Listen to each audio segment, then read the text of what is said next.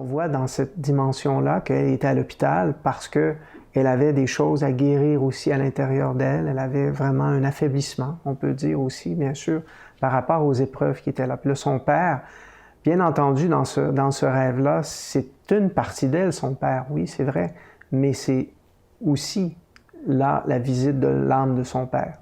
Ça, c'est 100%. Là. Un rêve comme ça, là, quand la personne elle vient juste de décéder quelques heures avant, puis qu'il y a des rêves comme ça, puis que voilà, tu contrôles pas rien, tu es vraiment dans un rêve, là, parce que il y a quelqu'un qui pourrait toujours imaginer quelque chose, hein? Puis l'imagination, c'est jamais faux non plus, ça a toujours un sens, hein? C'est ça qui est particulier. Même quand un enfant se met à dire « j'ai rêvé », puis qu'il se met à raconter quelque chose, il va assembler des morceaux de conscience, il va parler de lui, il va dire « voilà, il va te dire quelque chose dans ce message-là. » C'est ça qui est le plus spécial. Donc, on ne dit jamais rien pour rien. Mais là, dans cette dimension-là, on a vraiment une approche concrète là, au niveau d'avoir rencontré la personne décédée. Et là, nous sommes toujours avec toi. Donc là, on voit toute une forme de reconnexion. Ça, c'est une expérience formidable. Là. Imagine-toi, là, quelques heures avant, son père est décédé, elle a pris le corps, est allée le porter au crime. Peut-être si c'était dans la nuit d'après, il faudrait que je me remémore, là, je peux regarder ici. Les 3 rêves, le premier reçu le lendemain du décès de son père, donc probablement que le corps était encore dans l'appartement là, où elle était. Là. Puis là, elle rêve ça, là. Imaginez-vous, là. Wow! Tu rêves, puis là, tu as ton père qui vient dire, là, on est toujours avec toi, là, puis inquiète-toi pas, tout va bien, là. Puis là, tu te réveilles, puis tu as le corps dans la maison, là, qui est dans son lit, là. Puis là, il faut que tu l'amènes au crématorium, là. Vous voyez comment c'est intense, là. La relation entre le plan physique puis le plan métaphysique n'est pas toujours facile à faire pour la majorité des gens.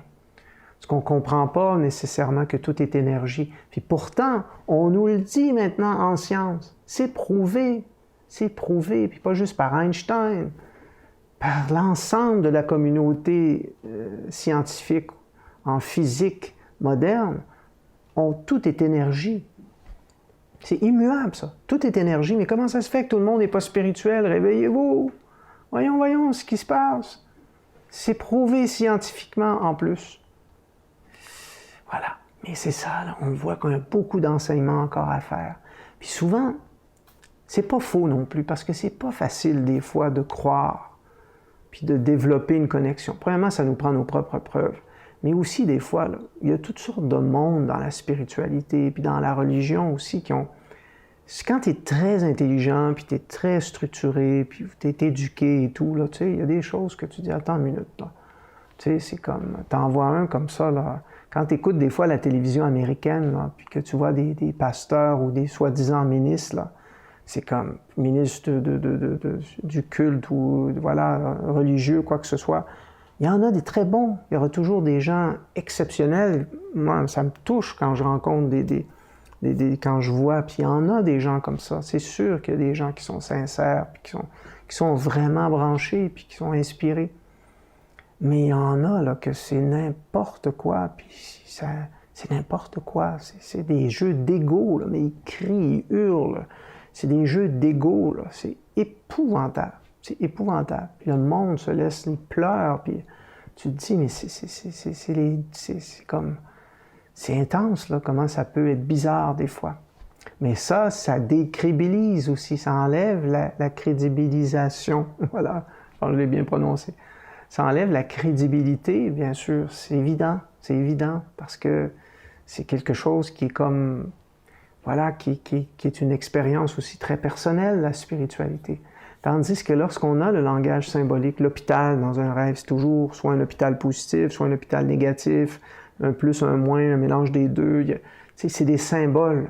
Et c'est là que on rentre dans une dimension où, à mon avis, c'est vraiment le développement personnel du futur, ça. Et les jeunes sont en plein dedans. Puis on dirait même plus que cette période de pandémie a créé une intériorisation pour l'humanité tellement importante qu'il y a beaucoup de choses qui vont changer. Et ça change vraiment, vraiment beaucoup. Donc, même s'il restera toujours des changements à faire, bien sûr, hein, même un changement, des fois, ça en bouscule d'autres. Et des fois, on pense que ça va pas bien parce qu'on veut un résultat, mais le changement bouscule, l'amène vers un autre changement, mais n'amène pas toujours vers le bon, des fois. Hein, un changement, un peu comme il y en a qui ont vécu la pandémie, sont en couple, puis là, ils vont être divorcés bientôt parce qu'ils se sont tellement disputés, puis ils se sont dit des choses méchantes par l'insécurité, par les peurs, puis il y en a qui ne seront pas capables de se récupérer, puis il y en a d'autres qui vont pouvoir dire « je m'excuse », puis voilà, c'est comme... Puis on redémarre, puis tant mieux, mais c'est pas tout le monde. Puis les problèmes de santé mentale sont super importants. C'est intense, là, très, très intense, là. Tu sais, c'est comme plein de choses qui arrivent comme ça, où nos sociétés, des fois, deviennent un peu laxistes aussi, avec la marijuana, puis toutes ces choses-là qu'on voit apparaître, qui sont légalisées. Nous, c'est légalisé au Canada, puis c'est comme... C'est rempli d'études que ça cause la psychose. C'est rempli d'études que ça crée une déresponsabilisation. Tu sais, c'est comme... Mais voilà, on évite des fois ça parce que là, on suit des mouvements, des modes, des si. C'est comme l'alcool. Ben pourquoi? C'est pas... Oui, mais voilà, c'est comme... Ils vont dire, si t'en prends pas trop, c'est pas trop grave. Mais voilà, mais t'as un mécanisme en toi qui crée des aspects d'habitude et qui crée aussi un comportement qui va avec ça. Tu peux pas avoir le feeling juste de l'alcool, puis le feeling sans avoir un comportement qui va avec. C'est la même chose avec la drogue. On pense que c'est une drogue douce, mais on comprend pas tout ce que ça peut faire en soi, puis qu'est-ce que ça peut faire aussi comme type de vie. Donc voilà. Et c'est surtout, bien sûr, il y en a qui réussissent à passer, ils sont forts, c'est des personnes qui sont capables de faire ça, puis ça les dérange pas trop, mais il y a un pourcentage important qui, elle, est beaucoup plus affaibli. Puis l'éducation, vu qu'elle n'est pas là, ben voilà, ça devient normal, puis ça devient ouvert comme ça. Puis, il n'y a pas personne qui fume pas un joint, là, qui n'est pas un peu rebelle quand il le fume. C'est un état de conscience qui va directement avec. Tu te sens un peu, voilà, tu planes en plus, tu fais plus grand-chose parce que tu te mets pas à... T'as pas le goût de construire un appartement ou faire du ménage quand tu as fumé un joint, là. Quand tu fumes un joint, tu t'écrases sur le divan, puis ou tu imagines plusieurs oiseaux quand il n'y en a pas, là. Tu sais, c'est pas ça qui va te mettre en action, puis c'est pas ça qui va te mettre à aimer ton bébé encore plus, là. Quand tu fumes un joint, là, t'es pas un très bon parent, là. À ce moment-là, là, si tu as un bébé dans tes bras, là, t'es pas là, vraiment, là. Tu sens même plus, tu sais, ta conscience, elle déconnecte, elle perd les sens, du toucher, des fois, c'est n'importe quoi. En tout cas, je sais pas pourquoi on est rendu là, mais voilà, sûrement quelqu'un qui a besoin d'entendre ça en ce moment. Donc, et là, tu dois intégrer les qualités et tu dois continuer les bonnes actions comme je l'ai fait. Hein. Donc, on voit vraiment cette notion-là d'un très, très beau message profond, hein, qui amène voilà, une connexion d'âme à âme, là, et qui crée une évolution pour la personne. Ensuite, le 9 mai, hein, donc là, c'est quelques temps plus tard, j'ai vu les deux âmes de mes parents, les deux souriaient, j'étais excité de les voir, ils étaient heureux ensemble. J'ai reçu ce rêve le jour même de la fête des mères. Donc là, on voit quelque chose qui est très intéressant, bien entendu, hein, donc le fait qu'eux ont pu être ensemble dans les rêves. Puis là, on va aller plus loin aussi, hein, donc même si c'est très avancé, c'est des choses qu'on partage souvent dans la formation IRSS, mais on a vraiment le sujet pour en parler. Dans les rêves, soit que, là, il faut vraiment comprendre que tout est possible en même temps, malgré que là, quand c'est très rapproché comme ça, on peut vraiment bien valider. Mais dans les rêves, on peut s'attendre aussi que un jour, on peut rêver à une personne décédée, puis c'est pas nécessairement la personne qui est là, mais c'est plutôt l'état de conscience qu'elle représente, le symbole qu'elle représente. Parce que nous, on s'est créé des mémoires et on a un système symbolique qui fait que dans les rêves, même si notre grand-père est décédé, on peut le revoir dans le rêve et on peut, voilà, être avec lui. Et peut-être que c'est même pas notre grand-père. Donc, c'est sûr que c'est très avancé ce que je vous dis là, mais voilà, moi, c'est des choses que je suis habitué parce que j'ai beaucoup étudié et je vais souvent dans les mondes parallèles. C'est ma vie. La nuit, c'est très ouvert pour moi maintenant. Ça fait 25 ans que j'ai au moins, j'ai jamais en bas de 10-15 rêves dans une nuit. C'est très naturel pour moi. Donc, voilà.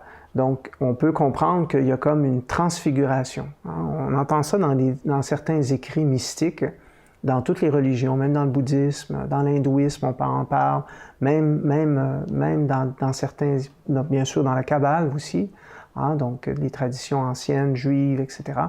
On retrouve ces dimensions-là qui vont exprimer, même dans le christianisme, la notion de transfiguration.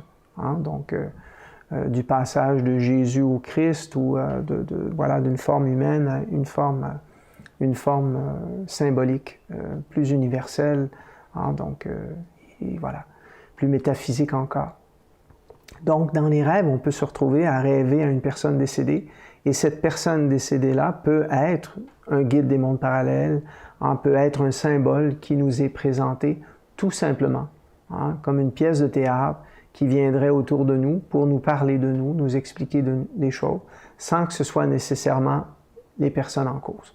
Donc ça, c'est très important de le savoir. Comment on le sait? Ça, c'est moins évident. C'est moins évident. Ça dépend souvent de ce qu'ils disent, quel genre de discours, si les parfums sont là, etc. Il y a des sens dans les rêves aussi qui peuvent être plus forts et pour reconnaître donc des dimensions. Là, bien sûr, il venait juste d'être décédé. Voilà, la personne était complètement ouverte, complètement connectée aussi. Puis bien sûr, elle est très spirituelle, cette personne-là. Donc, quand on est très spirituel, ça peut nous être ouvert, ce chemin-là. Mais il y a certaines personnes qui disent « Mais moi, j'aurais tellement aimé ça, voir ma mère, mon père, j'aurais tellement aimé ça que ça m'arrive. Pourquoi ça ne m'était pas arrivé? » Bien, c'est simple. C'est parce que soit que votre mère ou votre père, ils n'étaient pas capables. Ils n'étaient pas capables. Ils n'étaient pas assez forts énergétiquement. Il faut qu'on soit très spirituel pour être capable de... Il faut qu'on ait un fondement spirituel, parce que si on a trop de peine d'être mort, ben ça peut arriver, là. Tu sais, c'est comme tu es complètement perdu, là. Il y en a, là, c'est vraiment épouvantable, là. Épouvantable comment ils sont perdus, comment ils deviennent insécures. Imagine-toi si ta mère ou ta grand-mère était très matérialiste, puis tout d'un coup, elle n'a plus de matière, là. C'est comme, il y en a, là, c'est épouvantable, là. Ils sont perdus. Donc, ils sont comme en tremblement, ils pleurent, il y en a pour des semaines à juste commencer à sortir. C'est un peu comme un drogué, par exemple, qui a pris de l'héroïne puis qui s'en va dans un centre de désintoxication. Je ne sais pas si vous avez déjà vu ça. Si vous n'avez jamais vu ça, regardez des vidéos sur Internet, faites désintoxication, héroïne, puis il y a de la documentation là-dessus, visuelle, là, qui est très, très touchante, là. Donc, puis ça, c'est très éducatif de faire ça aussi, d'aller voir, d'étudier comme ça, même avec les enfants, peut-être pas sur des cas trop forts, bien sûr, mais comme justement, dernièrement, justement hier, j'étais avec mes petits-enfants, là, Esia et Kesana, puis on était en famille, puis là, Esia, voilà, il est arrivé un petit quelque chose qui est tombé, ou je me souviens pas trop quoi, il y a un petit danger normal pour un enfant de 3 ans. Et là, ben, j'ai dit, viens voir Esia, viens, on va regarder sur YouTube, on va aller voir qu'est-ce que ça peut faire quand les choses tombent sur nous. Puis elle s'était pas fait mal et tout, il n'y avait rien de grave, mais en même temps, on travaille à l'aider à développer sa conscience par rapport à ce que c'est un danger. Et là, ben, je suis allé voir des vidéos, puis c'est facile, tu fais enfant, ou tu le fais des fois en anglais, des fois il y en a encore plus. Tu fais child, je ne sais pas trop ce que j'ai fait, j'ai mis ça, j'ai mis 2-3 mots-clés, puis je suis allé sur YouTube. Et là, on a vu même des simulations, des médecins qui expliquent, voilà, un peu comme une simulation dans une voiture. Tu sais, quand tu as un accident de voiture, puis tu as le airbag qui fait ça, puis là, tu vois un mannequin qui... Mais voilà, il y avait une simulation avec un enfant, où l'enfant, il montait un petit peu sur un genre d'étagère, où il y avait une télé, puis tout le meuble avec la télé l'écrase. Puis là, c'était un mannequin, l'enfant. Donc, voilà. Puis là, il y avait même un témoignage d'une maman qui, elle, on voit juste, parce qu'il y avait une caméra, puis on voit pas, je ne sais pas trop comment, mais il y avait une caméra, puis on voit la télé tomber sur l'enfant. Puis, puis voilà, puis l'enfant était mort, un enfant, tu sais. Puis là, la mère, elle témoignait de ça, puis c'était très touchant. Puis là, Esia, ben, je lui montrais ça. Comme ça, elle apprenait. elle regardait ça, puis là, c'est comme ça qu'elle apprend elle-même à devenir plus prudente, puis c'était très, très beau de voir comment elle écoutait. Ça n'avait jamais vu ça de sa vie. Pour elle, c'était comme jamais imaginé. Puis là, tu voyais le début d'une pensée. Puis quand on apporte une belle éducation par rapport à ça, c'est formidable, tout ce que ça peut faire chez un enfant. Donc les rêves, c'est un peu ça que ça fait aussi. Les rêves, là, c'est que ça nous transmet des expériences qui, avec le temps, nous donnent une connaissance. Puis plus on médite, plus on est spirituel, plus on aime les rêves, plus on les étudie, plus on approfondit le sujet, plus on va en recevoir, plus ça va devenir naturel aussi.